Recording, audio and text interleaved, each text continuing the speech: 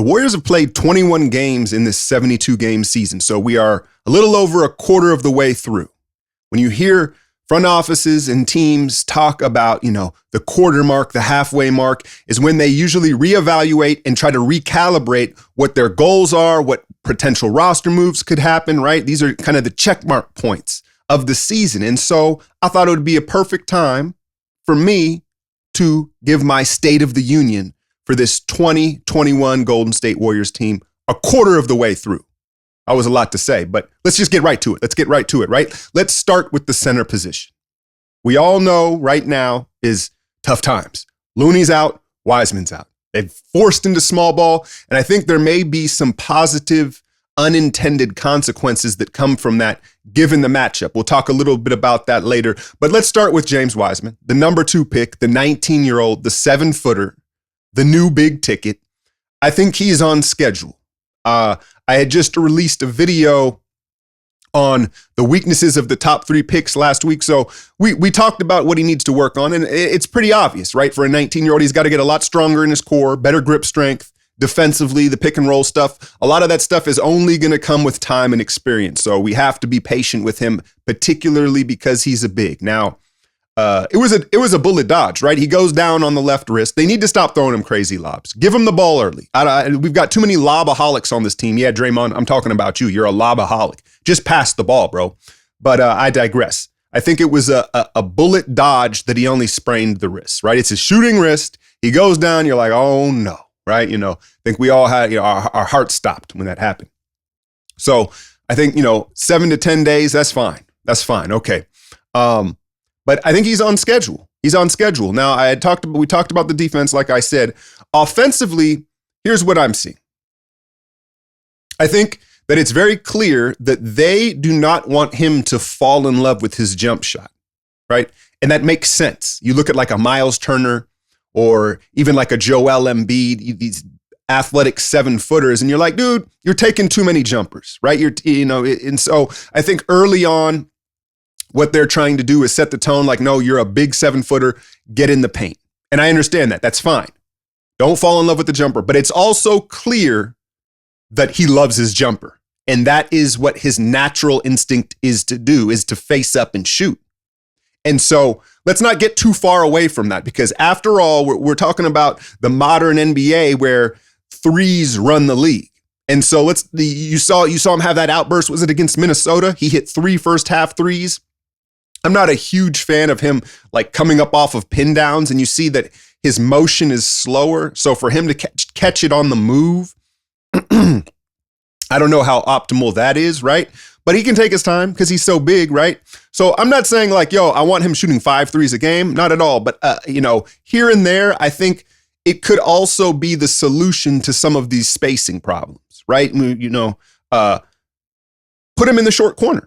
Put him in the short corner. He doesn't always have to be in the dunker spot. He's more than capable of doing that. And then you can maybe slide Oubre down there or perhaps Draymond at times. And again, it's an answer to some of the spacing. So it's not just like he's doing it just to doing it. It can actually schematically help the team. But as far as getting in the paint, I get it. You want him to have a balanced attack, and you're seeing him trying to get physical. I think a lot of the stuff you're seeing, kind of the mishaps at the rim, is, if you think about it, he essentially is coming from high school where he never was really contested above the rim, right? He'd go up, and you can see that when he goes to finish. He kind of goes up with this false sense of security, and it's like, no. There's guys up here that are going to put you on your butt. You have to show more force, as Steve Kerr likes to say. But we've seen some glimpses of Kevin Garnett type skill set. The face up, the rip through drop step spin move, that could potentially be an unguardable move when you consider his length and size. That's very promising. And again, it's a balancing act, but I'm not opposed. I think they need to let him shoot a little more, right? Just balance it out. Okay. Let's talk a little Kevon Looney. Look, we're all rooting for Looney, right? Like, he's a very likable dude. And when you look back at this dynasty, he is forever etched within that. He was a contributing factor. And so he's always going to have like a spot in that kind of Warrior royalty when we look back at that, right? But that being said, at this point, I think ideally Kevon Looney is your third big. He's your third center. He's not your backup guy. He's not your first big off the bench. And I think that's what he was going to be had Marquise Chris not gotten injured. And so all of a sudden he was pushed to the second spot. That's debatable. I know some of you probably think Kerr had him higher, but that's not what I think. And then obviously the change with Wiseman, and all of a sudden a guy that probably to start, the season was your third big is now your starting center, and now he's out, right? And so I'm not here to hate on Loon. Again, he's very likable, but he's so limited. He's so limited. And I know he's only like 24 or 25 years old, but we know the body is much older. And he's so limited offensively. And the way the league has changed, where there's all these hybrid forwards, his skill set is just not as applicable as it was maybe 2 or 3 years ago. I think the hope with Looney was that at some point here, he was going to be able to space the floor a little bit, because we know how hard of a time he has finishing in the paint. Draymond, stop throwing them damn lobs. Stop doing it. But, I think we'd all have seen those videos in the summer with KD, Rico Hines, and just knocking three balls down, right? And mechanically, like your eyes tell you, yeah, man, he should be able to knock that down, right? Corner threes and stuff. But Kevon, that ship has sailed, right? At this point, Kevon has never gotten over the mental hurdle of taking that in game. Right? There's a real mental thing. I've talked about this before in the past. Shooters are made a lot earlier than people think. Like, you can take a kid in college and say, oh yeah, well, we can work on it. Yeah, that's fine. He can maybe knock down some shots. Shooters are made when they're like 9, 10 years old in their little junior leagues, the kids that are gunning it and have that mentality. And that's the difference when you say, oh, he don't want that shot. A kid learns to want that shot very young. So, hopefully he can heal up. They're going to be very conservative as far as his body goes, rightfully so. But, I know a lot of people are like, all right, well, are they going to sign a big? Are they going to bring in a big from the G League or a free agent right now? But with COVID protocol, they have to have 6 consecutive days of, negative tests to even get on the roster. And by then you'd hope Wiseman would be back and, Looney would be well on his way back. So it's not going to help in the short term to bring some big off the streets. But at the same time, I think we all can acknowledge that we need another big body for the remainder of the season. Regardless if the two centers are healthy, we need one more big body because we're starting to see a real size discrepancy on the boards and just the way the league is trending. Every team has a couple 7-footers. We can't roll, a 6'7", 6'8" lineup out there every night. It works sometimes, and hopefully it'll work this week, right? But eventually they're going to need another big body. So how do they go about doing that? I would cut Michael Mulder. When they brought him in, and you looked at his profile, I think we were all excited, right? We were all excited, like, whoa, look at this. This is an intriguing prospect. But sometimes, what is the saying? Don't look a gift horse in the mouth, right? Because when you look at Mulder's profile on paper, it didn't really add up that he was floundering around in the G League. Like, why wasn't he already on a roster? Because you look at his profile. Kentucky, 7-foot wingspan, Kawhi size hands, pumps the three at a 40% clip. Oh yeah, and he has a 40-inch vert, apparently, reportedly, right? And so it's like, okay, well, this is an exciting prospect. And now I've seen enough of him to know, like, you ain't got it, right? And what it is he is not a functional athlete. He's not basketball athletic. So he may go to a combine. He very may well have a 40-inch vert and all these physical attributes, but you put him on the court and it doesn't translate, right? And so, yeah, I've seen enough. I don't think he's an NBA player. And I think that there was a reason why we were able to just pick him up off the scrap heap, right? Given those attributes, because he's not a basketball player. And now some of you may say, now, hey, Alk, man, he's a shooter. He's a shooter. He shoots well, right? Well, yeah, he shoots standing still. He's a spot-up shooter, right? You don't see him coming off screens and shooting like D. Lee and like, a lot of today's shooters. And so that limits his gravity and his usage, right? And then defensively, he's just appalling. Like, watch him defensively. It's a layup line when he gets in there. He's just very weak. He's very physically weak. And again, not a functional athlete. And the fact of the matter is he's 26 years old. Now, if he was 19 or 20, I wouldn't be so bullish on cutting him because you'd say, okay, he can physically develop, right? And maybe this can turn around, right? But the potential's kind of gone at this point. He is what he is, and he's not worth a roster spot in my eyes. And so for me, that is how I would clear a roster spot to get another big body on there. Let me know in the comments. I'm sure y'all have different thoughts on that. And, trades, we'll talk trades at another time, right? It's starting to pick up the rumors here. Let's talk about Eric Paschall, right? He's played center. He's been playing the small ball 5. And I think it's very clear that Eric has a type. EP has a type, as we all do, right? But he has a type on the court. And you're seeing him have success against traditional centers who don't really want to come out of the paint, right? And you're seeing him able to get into that rhythm, little midi jumper that he uses, that New York style hezzy, and he pulls up, and then it also sets up the hezzy to get all the way to the rim. And when you're seeing him play a Zubac or a Frank Kaminsky or one of these traditional kind of 7-foot plotters, he's eating them alive. The problem is only half the league really rolls out traditional bigs or backup bigs, right? A lot of them have small ball second units. And when that's the case, all of a sudden, some of those advantages just aren't there for Paschall. And that's where you're seeing him struggle when he's facing like-sized defenders that are more willing to crowd him, can move a little bit better laterally. You saw that in Detroit with Dumbayu, Isaiah Stewart, right? He's a rock, man. He's going to be a solid player. And so that's what you're seeing. And, I think the counter to that would have been like, okay, EP, get back out to the 3-point line and put him in space. Because what you're seeing is, there's a scouting report on him and guys are kind of sitting on him in his sweet spots, right? And we heard all the talk about him changing his 3-point shot and it just never came to fruition. If you've been following me long enough, I hammered that point home. I was like, dude, you can't wait on changing that form, that high leg kick, right? You got to do it now. It's now or never. And he said, next season, in the off season, I'm going to change it. And now he's still shooting that same shot, right? And so he doesn't really have that space to operate and he gets bogged down in the paint. So that's not to say that EP isn't a part of the future and he can't continue to have success. I think you just have to pay attention to the matchup. When there's a traditional big in there with the second unit, they need to force feed him. They need to because we know he's an insatiable scorer.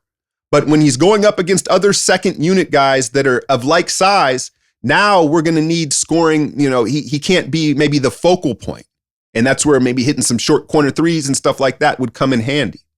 So that brings me to the trigger topic for Dub Nation this year.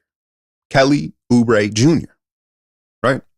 And we've all whined, we've all complained, we've all seen the crazy analytical case against him. But you don't even, it's one of those things where it's so damning because the analytics say it's bad, the eye test says it's bad, right? It's bad. It's bad. It's rough, man. I feel bad for the dude because, it's a perfect storm of kind of things for him right now that are piling up and making it bad, right? You're in a contract year, you're in a system where he's not necessarily being used ideally. And then the pressure, the national, there's just a lot of stuff, man. There's a lot of stuff, but ultimately you got to be better. You got to be better, Kelly. We can talk trades. The trade rumors are going to pick up. And I think right now what we're seeing with teams is they're putting out feelers. We heard the Lonzo rumor, right? Teams are putting out feelers, but no one's going to pull the trigger right now because there's too much time until the deadline. Everybody wants to get the best value and they're going to hold out for a while. So we can talk trades at another time. Right now, let's assume that they hold on to Oubre for the season. How can they better utilize him? What can they do to put him into positions to succeed? And some of it, again, is on Oubre. He's erratic. He's erratic. Your strength is your weakness. And so that energy that he plays with, right, that helps him defensively and makes some momentum swinging plays, sometimes it hurts him offensively because he's just out there with his head cut off. He's erratic. But what Steve Kerr can do better, I think, is, I was watching, let me hezzy on you. New podcast coming. So be ready for that. I think it's coming soon.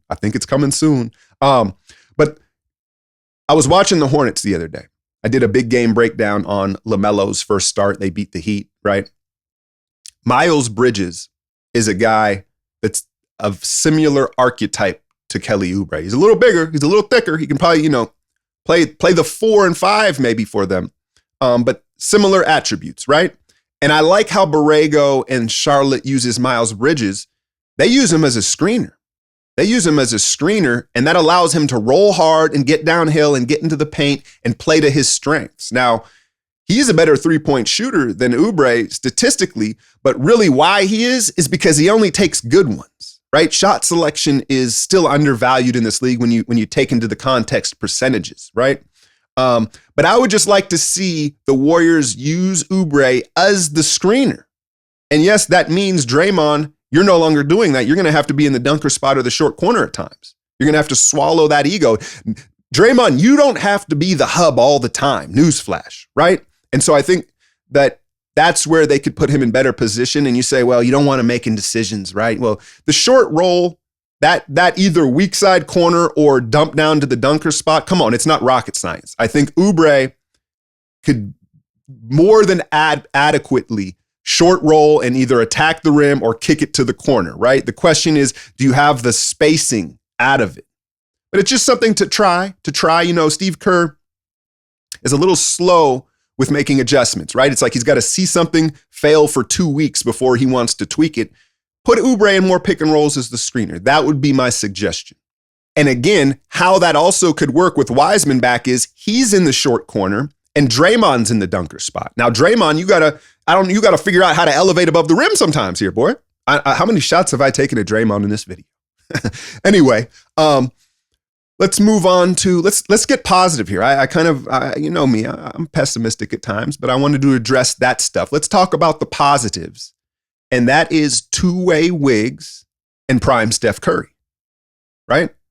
And I've seen 21 games into this. I feel comfortable saying that Steph Curry is still in his prime with several good years ahead of him in MVP caliber years. And some of you may say, well, duh, like, yeah, of course. But look, man, if you've watched sports long enough, you know that the fall off happens quickly, sometimes overnight, right? And the general rule of thumb is kind of like the smaller the athlete, the steeper the decline. And so, you look 5 straight NBA finals and then pretty much like a year off of basketball, 32 years old. And, there was, I think, a very, honest and realistic question of like, is Steph going to be the same guy? And so that's probably, you could argue Wiseman and what he could potentially be is 1A and 1B between the best parts of this season so far. Wiseman is exciting and Curry is still the chef, right? And so that's just great. That's great. What else is there to say about that? Except I think the question being is, how much do they want to ride him this year, right? Like you can see he's game. I think that, he can carry this team into the playoffs, but do you want to burn him out just to get into the playoffs? We're not really talking about contending for a chip. So that's what it's ultimately about. And I think it's going to be kind of a difficult balancing act of how much do you want to push and rely on him to see how far we can get. Like, let's keep a bigger picture in mind here. It's not all about just sliding into the 6th seed this year to get whacked, right? And using all of Curry's juice. So it'll be an interesting balancing act, but overall it's like, all right, man. And you know what it is? It's really a testament to his love of the game and his work ethic, right? And his lifestyle that suggests at 32, he's probably got 2 or 3 more years at this level. And so, yeah, man, that's great news. All right, let's talk Wiggs. Minnesota, the glow up is real. And, I don't mean to rub it in, but I'm going to rub it in here. Can you imagine if Andrew continues on this trajectory of becoming an all-defensive player, a two-way wing, and perhaps an all-star here with Golden State? We turn that draft pick into another young star, and they're all doing it alongside Steph Curry, who they passed up for Ricky Rubio. What does the internet say? Oof. How you spell that? OOOF? Or is there a U in there? You know what I'm saying, man. It's crazy. Yeah, man, Wiggs, I don't want to say I told you so, but I told you so. Like, I think he just needed to get out of the environment. And I didn't know for sure, but I had watched enough of him and the athlete, and it just seemed like a change of scenery could make a huge difference. But let's give him credit for doing what he's being asked to do. And the defensive end is the most exciting thing. Offensively, he hasn't been stunning, but he's done what he needs to do. He bails us out a lot late in the clock, ISO situation. I think the one concern is the free throws, right? And I actually, in my patron breakdown from last game, that tough Boston game, I went and took a real close look at those free throws. He missed those 2 at the end of the game there. What I'm seeing is someone who he's raising his shot up. His upper body, his arms are raising up quicker than he's dipping, than he's coming out of his dip in his lower body, right? Let me say that again. So his set point and his arms, they're raising quicker than his lower body and the little dip that he is. And so ultimately he's out of sync. And then at the end of the shot, there's a little bit of a hitch because he's releasing it a beat late. And so hopefully the staff can work with him on that mechanic because, look, he doesn't need to be a 90% free throw shooter, but he's got to be in the 70s, especially when you consider how easily he can get to the line, right? All right, well, what did this run? About 20 minutes here. But yeah, let me wrap this up here. I think, look, if they can stay relatively healthy here and nothing changes too much, I expect them to be around the 6th, 7th seed, maybe the play-in game, but I think they're going to be a playoff team, a bottom-tier playoff team. But as we know, like the NBA changes week to week, right? And as the trade deadline approaches, that could dramatically change what's going to happen wherever, right? And so, we'll keep our eyes out and see what happens here, man. I got some other NBA content coming soon. I got a podcast coming soon, a new one that y'all are going to love, covering the entire league. So as always, hit that like, share, and subscribe. I'm out, y'all.